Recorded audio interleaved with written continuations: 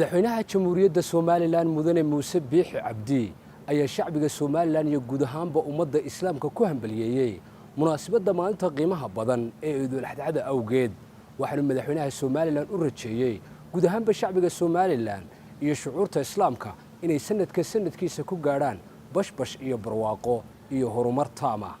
waxaan u hambalyo iyo bogaadin u dirayaa ummadda islaamka oo dhan gaar ahaan ummadda Soomaaliland sanadkan uu ka duwan yahay sanadkii hore xajka taariikhda intaynu maqalay waxa uu yahay sanadkii xajka loo tagi waayay cudurka adduunka aafeeyay ee covid ilaahay hay naga badbaadiyo dhibaatada salaahay naag mariyo wixii islaama iyo dalkeenaba ilaahay waa inoo rooyahay cudurku waa jira waa se taag daran yahay soo dadka u dhibay ilaahay waa inooga khafiifiyay waa se jira dad badan oo dhintay wixii dhintay Allah u naxariisto dhammaan shaqooyinka oo ku noqonaynaa iskuuladii waa lagu noqonayaa nolosha caadi ahayd baynu wadaynaa waanu jira waxaa sidee waajiba inuu taxadirkeena wadno oo aad sidii hore inuu cudur jiro la ogaado oo faraxal iyo wixii laga gaashaanay laga gaashaato ilaahay waxaan ku rajaynaynaa dadka wixii buka ilaahay inoo caafiyo wixii dhintay Allah u naxariisto wixii dhiban ilaahay dhibta ka saaro qof walba muraadkiisa oo macsiyo lahayn oo ilaahay khawfudeeyo dal iyo dad iyo dunyaba Allah ay barakeeyo dalkeena kii hore mara ee barwaaqa ee nabdoon ee dadkiisu soo gol yahay ee wax wada qabsadeen Allah ka dhigo inta aynu hayna Allah inuu siyaadiyo ilaahay waxaan ka rajaynayaa sanadkiisa inuu khayr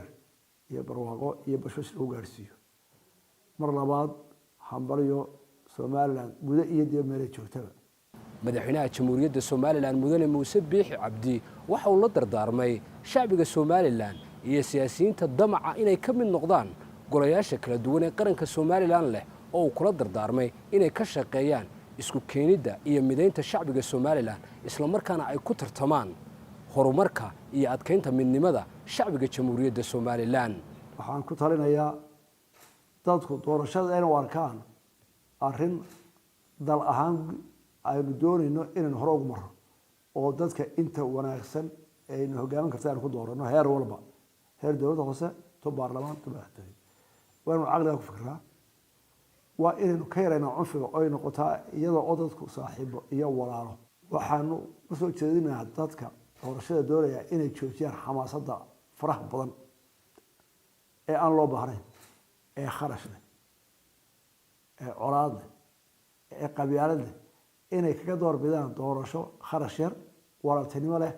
war waxa xasaradii qaban karaa inuu qabana aynu halka ka bilowno oo nu wax badan ka bedelo waxyaalaha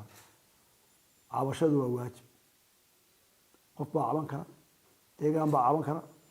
dadku way caban karaan oo siyaasadda ka caban karaan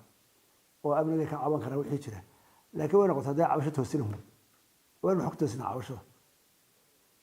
way noqotaa mid aynu wararka waxba ka qaldan aynu toosino maanta toos kale birta aan toosino hal inta aan qabano oo aan cunfi iyo buuqar ku gelin dalku guud ahaan waa nabad ilaahay mahadiyo joogna waa isoo gol lahay inteena badan khilaafna waa caalamka oo dhan jiraa waa caadi madaxweynaha jamhuuriyadda Soomaaliland mudane Muuse Biixi Cabdi ayaa ka warramay muhiimadda ay nabadgelyadu u leedahay qaranka jamhuuriyadda Soomaaliland iyo sida ay u mudan tahay in laga shaqeeyo adkeynta iyo horumarinta ammaanka guud ee qaranka jamhuuriyadda Soomaaliland meelaha ay ka jiraan shaqaqooyinka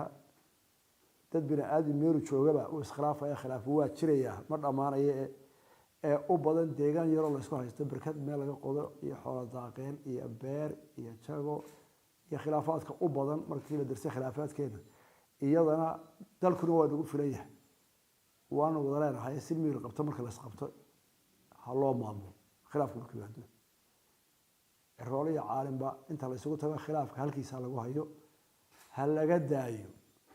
khilaaf yaro kasto yimaado ama dooda timaado ee loo rogayo sida qabaliga ah dood kasta oo qaranka ka dhaxaysa in loo rogo qabiila ma aha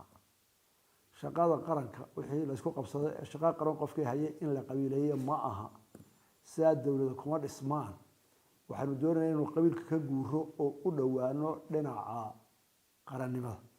madaxweynaha jamhuuriyadda somalilan mudane muuse biixi cabdi waxa uu ka warramay siyaasadda qaranka jamhuuriyadda somalilan uu kula macaamili doono dalalka dunidan ku yaala iyo cilaaqaadka kala duwan ee ay la wadaagi doonaan. dalka siyaasaddiisu waxa weeye inaynu ummadda islaamka ah iyo ta aan islaamka ahaynba caalamka oo dhan nabad ku dhaqanno. waxaanu nahay dal yar oo ka soo baxay dhibaatooyin badan oo doonaya inuu dhismo, oo tacliintiisa hore u mariyo, oo caafimaadkiisa hore u mariyo, oo nabadiisa hore u mariyo, oo macdanta iyo khayraadka dhulkiisa la soo baxo. taana waxaanu ku heli karnaa nabad. deriska oo dhan aynu nabad kula dhaqanno, caalamka oo dhan nabad kula dhaqanno. qofkii aan isagu dhibaato inoo geysanayn, qofkii inagu soo xadgudbaaya, hadday qarannimadeena tahay, hadday dhaqaalaheena tahay, hadday nabadeena tahay, waxaa waajiba inaynu u digno. hadduu qaadan waa in iska qabanno. basta caalamka hore maqmo diintaa ku ogol difaacu nafsi. haddii gurigaaga iyo carruurtaada iyo reerkaaga, haddii dalkaaga iyo khayraadkaaga iyo talada lagugu soo duulo, waa waajib inuu daafacno. ridwaan caydiid ismaaciil akiid, telefishinka qaranka jamhuuriyadda somalilan, xarunta qasriga madaxtooyada.